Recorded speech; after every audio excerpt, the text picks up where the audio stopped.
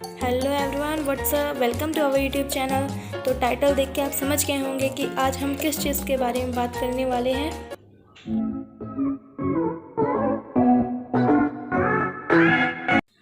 Stephen Hawking का birth 8 जनवरी 1942 AD में England में हुआ था।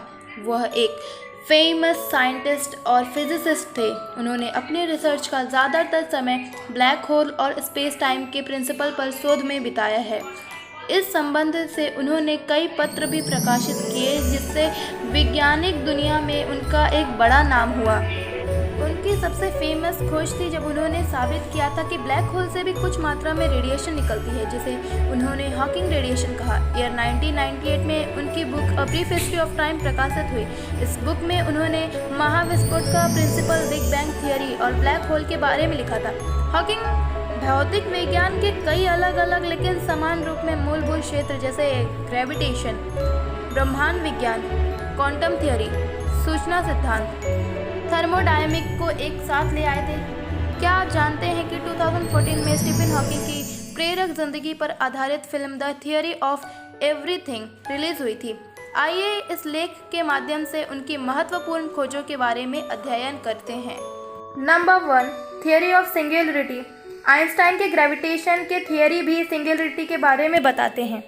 उनका थियरी यह है कि काल और अंतरिक्ष यानी टाइम एंड स्पेस में किसी भी हैवी बॉडी की वजह से जो झोल पड़ जाता है वही ग्रेविटी है। आइंस्टाइन के अनुसार सिंगुलरिटी वो पॉइंट है जहाँ से टी स्पेस टाइम एक इनफाइनाइट रूप से वक्रित हुआ। लेकिन ये उस टाइम क्लियर नहीं हुआ कि सिंगुलरिटी एक्चुअल है भी या नहीं।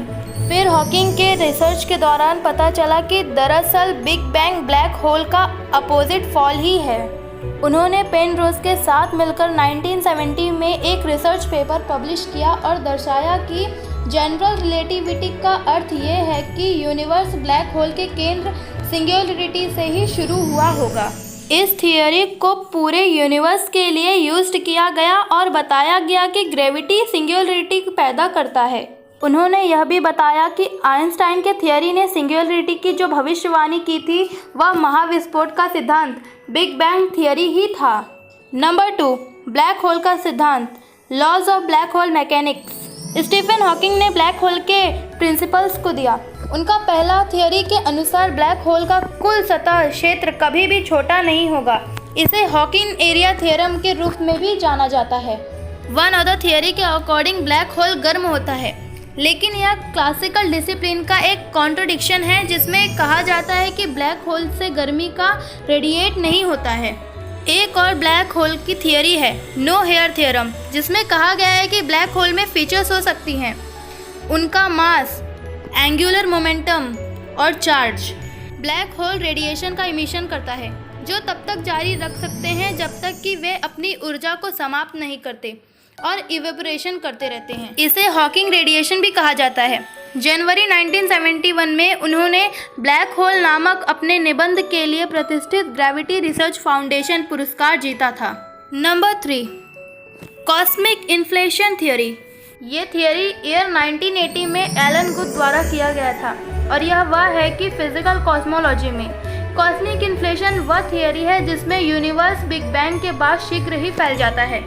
इसके अलावा हॉकिंग पहले वैज्ञानिक साइंटिस्ट हैं जिन्होंने क्वांटम में उतार चढ़ाव क्वांटम फ्लक्चुएशन की कैलकुलेशन की है और बताया है कि पदार्थ के वितरण में कम बदलाव होता है, अर्थात इन्फ्लेशन के दौरान यह यूनिवर्स में गैलेक्सीज के प्रसार को जन्म दे सकता है। नंबर 4, यूनिवर्स का वेव फंक्शन पर model on the wave function of the universe. Stephen Hawking gravity के एक क्वांटम थ्योरी की स्थापना में रुचि रखते थे, लेकिन जेम्स हार्टले के साथ उन्होंने 1983 में हार्टले हॉकिंग स्टेट मॉडल प्रकाशित किया था। यह सिद्धांत कहता है कि समय महाविस्फोट बिग बैंग से पहले मौजूद नहीं था और इसलिए यूनिवर्स की शुरुआत की एक्रेडिटेशन मीनिंगलेस है। ब्रह्मांड के समय या स्थान में कोई प्रारंभिक सीमा नहीं है। Number 5, a brief history of time. A brief history of time उनकी प्रसिद्ध किताब 1988 में प्रकाशित हुई थी। इस बुक में उन्होंने यूनिवर्स कॉस्मोलॉजी जैसे महाविस्फोट का सिद्धांत, बिग बैंग थियरी और ब्लैक होल के बारे में लिखा है। पुस्तक का पहला संस्करण 1988 में प्रकाशित हुआ और लगातार 237 सप्ताह तक संडे टाइम्स का बेस्ट सेलर रहने के कारण इसे Guinness book of world record में शामिल किया गया। इस पुस्तक की 1 करोड़ प्रति बिकी और 40 अलग अलग भाषाओं में इसका अनुवाद हुआ। नंबर 6, स्टीफन हॉकिंग की ब्रह्मांड विज्ञान पर आधारित top down theory on cosmology. Thomas Hertog के साथ उन्होंने 2006 में एक थियरी टॉप डाउन कॉस्मोलॉजी को प्रपोज किया, जिसमें कहा गया है कि यूनिवर्स में एक अंगूठी प्रारंभिक अवस्था नहीं थी, लेकिन कई पोटेंशियल इनिशियल कंडीशन की अति पवित्रता शामिल थी। हॉकिंग का कहना है कि यूनिवर्स में गुरुत्वाकर्षण जैसी शक्ति है, इसलिए वह नई रचनाएं कर सकता है।